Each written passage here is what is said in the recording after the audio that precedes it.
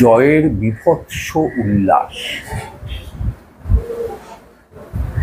উল্লাস তো রস্যৌ দুটো লয় আকার তালিবস্য দন্তাস্য। আপনি এটাকে যদি উল আর লাশ করেন তাহলে সেই শটাকে তালিবস্য যদি করে দেন তাহলে পরে বীভৎস উল্লাস। লাশ চাই, লাশ। হোসেনকে পাসনি তো কি হয়েছে, ওই যে হোসেনের মেয়েটা আছে ওটাকেই মেরে দে। শোনা যাচ্ছে কথাটা ভিডিওয়ে, এবং সেই মেয়েটার বুক লক্ষ্য করে একটা শকেট বোমা। বিভৎসতা কত নির্মম হতে পারে, অত্যাচার কত চরমে পৌঁছলে অত্যাচারীদের হর্ষ সবচাইতে উদ্গমে যেতে পারে।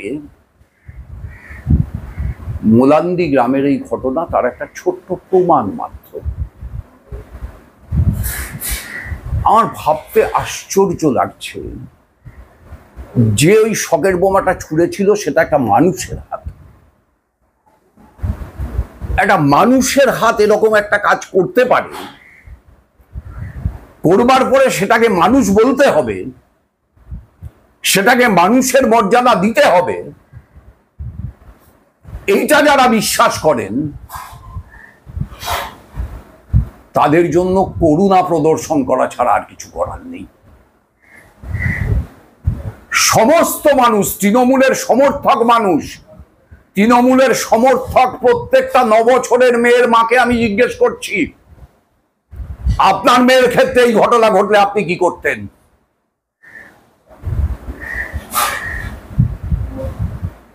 আর আপনি দুটো পাঠ বলেছেন, একটা তামান্নার খুন বলেছেন, বিভৎস ভয়াবহ। ধিক্কার সমাবেশ হবে আগামীকাল, আমারও যাওয়ার ইচ্ছে আছে। অন্তত এই ধিক্কারে অংশগ্রহণকারী হিসেবে নিজের নামটা নথিভুক্ত করে রাখতে চাই, তাই যাব। কিন্তু আর একটা পাঠ আপনারা কেউ খেয়াল করছেন না, বলছেনও না। 11 রাউন্ড পর্যন্ত গণনায় কংগ্রেস প্রার্থী এবং বিজেপি প্রার্থীর ভোট প্রায় সমানে সমানে, 500,000-এর বেশি ডিফারেন্স নেই। এগোচ্ছেন ও এগোচ্ছেন। 11 রাউন্ডের পর থেকে কি হয়ে গেল যে এই যে প্রায় সমানে সমানে চলছিল সেটা হঠাৎ বিজেপির পক্ষে ক্রমাগত বাড়তে লাগলো আর বাম সমর্থিত কংগ্রেস প্রার্থীর কমতে লাগলো। একটা ভোটের ট্রেন্ড বলে একটা কথা আছে, এবং সাধারণভাবে আমরা দেখি সেটা মেলেও, যে ফার্স্ট রাউন্ডের গণনার থেকে একটা ইঙ্গিত পাওয়া যায়। পরে যদি গবেষণা করে দেখা যায় না ফার্স্ট রাউন্ডের ওই এলাকাটা চিরকালই তৃণমূলের এলাকা, চিরকালই সিপিএম এর এলাকা, চিরকালই কংগ্রেসের এলাকা, চিরকালের বিজেপি এলাকা, তাহলে সেকেন্ড রাউন্ড অব্দি অপেক্ষা করা হয়, থার্ড রাউন্ড অব্দি অপেক্ষা করা হয়, করে একটা ট্রেন্ড সেট হয়ে যায়, বোঝা যায় এটা চলবে। এখানে 11 রাউন্ড অব্দি যে ট্রেনটা, 11 রাউন্ডের পর থেকে শেষ রাউন্ড পর্যন্ত ট্রেনটা বদলে গেল কেন? পেছনে কি কোনো রহস্য আছে? আপনারা সাংবাদিক, অনুসন্ধান করুন। একটা মৃত্যুর মধ্য দিয়ে জয় উল্লাস, ভোটের সংখ্যার ভিত্তিতে বিজয়ী হয়েছে তৃণমূল কংগ্রেস। নৈতিকতার দিক থেকে কি তারপর জয়ী হলো, কি মনে করেন আপনি? দেখুন, তৃণমূল কংগ্রেস এবং নৈতিকতা এ দুটো শব্দকে পাশাপাশি রাখতেই আমার আপত্তি আছে। সুতরাং তা নিয়ে কিছু মনে করাতে তো আরো বেশি আপত্তি। কিন্তু আশ্চর্যজনকভাবে দেখলাম আমরা প্রত্যেকটা মৃত্যুর ক্ষেত্রে যেখানে কোনো না কোনোভাবে তৃণমূলের যোগ রয়েছে, অভিযোগ উঠে আসে, সেখানে একটা জিনিস লক্ষ্য করা যায়, সেই জিনিসটাকে চাপা দেওয়ার জন্য তৃণমূলের কোনো নেতা বা কোনো আধিকারিক মারফত কিছু অর্থ পৌঁছে যায় সেখানে। আমরা দেখেছিলাম আরজি করে হত্যাকাণ্ডে যে অভয়া, তার বাড়িতেও টাকার অফার করা হয়েছিল বলে অভিযোগ। এখানেও আমরা দেখলাম তৃণমূল কংগ্রেসের একজন বিধায়ক হুমায়ুন কবির, প্রাক্তন IPS, তিনিও সেখানে টাকার প্যাকেট নিয়ে পৌঁছে যান, যদিও তামান্নার মা, ওই মৃতা শিশুর মা, প্রত্যাখ্যান করেন। মানে এই টাকার বিনিময়ে কি সব কিছুকে ইয়ে করা যায়, বিচার করা যায়, কিনে নেওয়া যায়? তামান্নার মাকে আমার নমস্কার, সামনে থাকলে পায়ে হাত দিয়ে প্রণাম করতাম। তার অনেকগুলি সন্তান মারা গেছে, একটিমাত্র সন্তান জীবিত ছিল। দেখবেন প্রথম দিনে তামান্নার মা ওকে মেয়ে বলেনি, বারবার বলছিল ছেলে, আমার একটাই বেটা, আমার ছেলে, আমার হাত ধরেছিল। আমি নিজেও কনফিউজ হয়ে গেছিলাম, পরে বুঝলাম যে যে একমাত্র সন্তান সেটাই তার ছেলে, সেটাই তার মেয়ে। এই যে বোধ থেকে ওর মায়ের যে আরতি বেরোচ্ছিল, সেই আরতি যখন ঘৃণায় পরিণত হলো, তখন সেই ঘৃণা এই টাকাকে প্রত্যাখ্যান করলো। আমার নমস্কার তার প্রতি, আমার প্রণাম তার প্রতি। কিন্তু এই যে টাকা দিয়ে কেনা, এই টাকা দিয়ে কেনাটা কি তৃণমূল কংগ্রেসের কাছে নতুন কিছু? না তো। ও তো মনেই করে যে টাকাই সবকিছু ডিটারমাইন করে দেবে। ওদের দলটাও তো ওরা চালায় টাকা দিয়ে। ওদের প্রত্যেক স্তরের নেতার নির্দিষ্ট ইনকামের ব্যবস্থা করা আছে। সেসবের 25-75 ভাগ ফাগ এককালে ছিল, এখন সব ভাগ ফাগ উঠে গেছে, কিংবা ওই ভাগেও চুরি হচ্ছে। এখানে আমরা একটা জিনিস দেখেছি, তামান্নার মৃত্যুর পর সেখানে সিপিআইএম পার্টির একাধিক নেতৃত্ব সেখানে উপস্থিত হয়েছেন। ডিওয়াইএফআই এর পক্ষ থেকে সেখানে উপস্থিত ছিল। মেয়েটাকে যখন কবরস্থ করা হয় এবং তার কবরের মাটি নিয়ে তারা শপথ করেন আগামী দিনে এই সন্ত্রাসের মোকাবিলা তারা করতে চায়। কিন্তু সেখানে দেখলাম আইএসএফ এর চেয়ারম্যান বিধায়ক নওশাদ সিদ্দিকী সেখানে যান। তিনি একটা বার্তা দেন মানুষের উদ্দেশ্যে, নেতার বেটি নেতা হবে, আর মাইগ্রেন্ট লেবার, মানে ওই মেয়েটার বাবা মাইগ্রেন্ট লেবার, তার মেয়ে হয় কবরে যাবে নতুবা শ্মশানে যাবে, এটা বন্ধ হওয়া দরকার। এটা করতে গিয়ে তিনি আরেকটা দিক উল্লেখ করেন, যেটা হচ্ছে তারা স্বীকারও করেন মুসলিম সম্প্রদায় এখনো শিক্ষার থেকে অনেকটা পেছনে।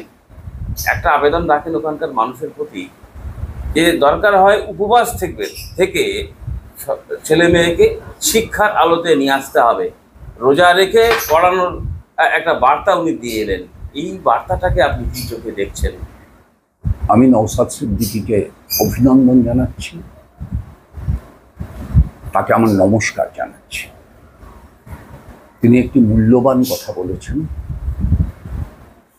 এবং সমগ্র মুসলমান সমাজ তার এই কথাটাকে গ্রহণ করুক, এটা আমি কায়মনোবাক্যে প্রার্থনা করি। আসলে মুসলিম সমাজের শিক্ষায় পিছিয়ে যাওয়ার ইতিহাসটা আজকের না, ওটা ব্রিটিশ আমলের ইতিহাস। ব্রিটিশ আমলে যখন ইংরেজি শিক্ষা প্রবর্তিত হয়, সেই সময় মুসলিম সমাজপতি যারা ছিলেন তারা একটি ভুল সিদ্ধান্ত করেন।